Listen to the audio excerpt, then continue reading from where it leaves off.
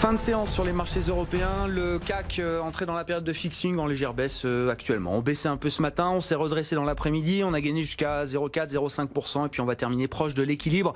Les commentaires de cette fin de séance avec Khalil Djebali, les équipes d'analyse d'XTB à Paris. Khalil, vous le disiez bien tout à l'heure, effectivement, on a plusieurs séances en une aujourd'hui sans que ce soit des mouvements particulièrement violents.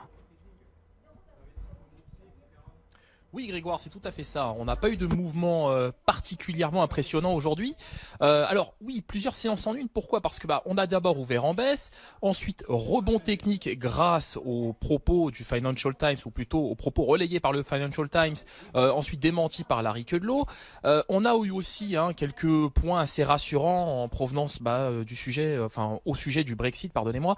Donc avec notamment Liam Fox, ministre du Commerce britannique, qui se dit ouvert à l'idée d'un report de la date butoir du 29 mars. Alors l'autre élément par contre qui a fait chuter les marchés il y a de cela quelques minutes, c'est le shutdown. C'est le shutdown avec un monsieur qui s'appelle Jim Clyburn, donc c'est le numéro 3 de la Chambre des démocrates aux États-Unis. Alors celui-ci est désormais favorable au budget de 5,7 milliards de dollars alloué à la sécurité frontalière, mais par contre il se dit toujours opposé au mur souhaité par Donald Trump. Les investisseurs estiment que bien évidemment Donald Trump ne signera pas le projet de loi de finances américain, donc pour sortir du shutdown, et donc aujourd'hui on peut déjà parler d'une prolongation du shutdown, puisque déjà demain le Sénat doit s'exprimer sur la question.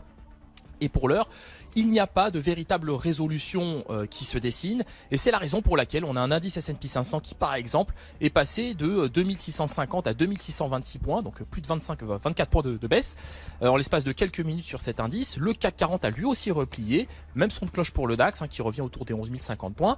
La toile de fond demeure quand même assez rassurante puisque les seuils techniques sont quand même préservés.